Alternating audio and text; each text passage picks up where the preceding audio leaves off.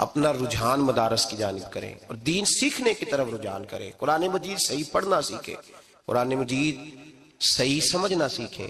اور پھر میرے بھائی جو آیات آپ کو ضروری ہیں, نماز جنازہ ہے, وضو ہے, غسل ہے, آپ کے روزمرہ کے معاملات ہیں, وہ کسی اچھی قاری سے, اہل سنت کے کسی شخص سے ان کی درستگی کرائیں, اپنے معاملات پہ غور کریں, یہ ان کوتاہیوں سے باہر آئیں, قرآن پاک سے محبت کریں اور دین داروں کے ساتھ جڑیں.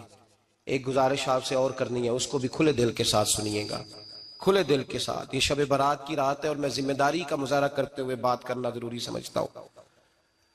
آپ کسی پیر صاحب سے ملیں, کسی آستانے پہ جائیں, یہ کچھ گزارشات ہیں, بات میری ختم ہو گئی, وہ کر کے میں دعا کرنے لگا ہوں.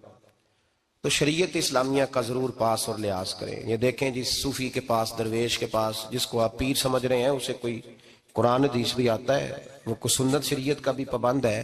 میری اپنی جماعت سے ہاتھ باندھ کے گزارش ہے, خدا را اب بس کر دے, بڑی تباہی ہو گئی اور لمبی چوڑی ہو گئی, تھک گئے ہم کہہ کہہ. لوگ سمجھتے نہیں اس چیز کو. اعلیٰ حضرت فاضل بریلوی نے لکھا ہے, ادھر دیکھیں, اعلیٰ حضرت نے لکھا ہے کندھوں تک بال رکھنا جائز ہے, کندھوں تک, کندھوں سے نیچے رکھنا حرام ہے. کیسے اس شخص کو لوگ پیر مان لیتے ہیں جس نے داڑھی سنت سے چھوٹی رکھی ہوئی ہے, بال بڑے رکھے ہوئے, یہ ملنگ صاحب ہے. ان تماشوں سے باہر آ جائیں, اللہ تبارک و تعالیٰ کی بارگاہ کی طرف رجوع کریں. ہم دم کے قائل ہیں, درود کے قائل ہیں. میں سارا دن پتہ نہیں 20 تعویذ لکھ کے دیتا ہوں. ہمارے بزرگوں کا طریقہ ہے, یہ چیزیں